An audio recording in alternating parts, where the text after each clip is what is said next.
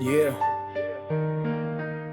para sa hustisya, para sa katotohanan, hindi sa politika.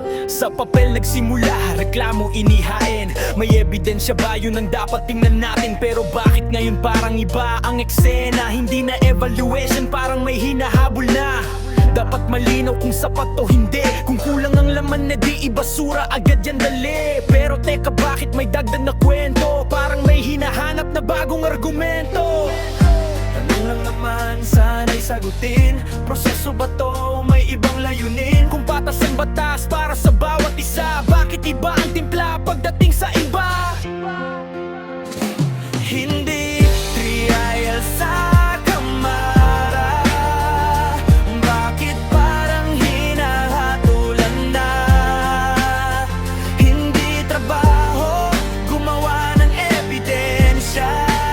Sapat ba o hindi? Yun lang ang tanong. Pero bakit parang may hinahabol na hatol ngayon?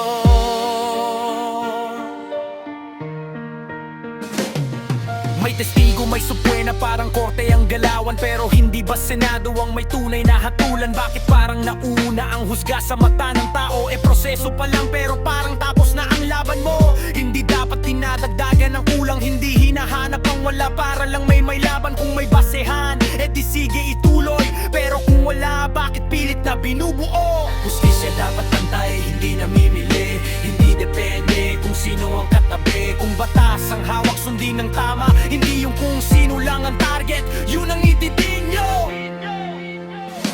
Hindi dahil sa kamara. Bakit parang hinahatulan na? Hindi trabaho gumawa ng ebidensya. Sapat ba o hindi? Yun lang ang tanong. Pero bakit parang may hinahabol na hatol ngayon?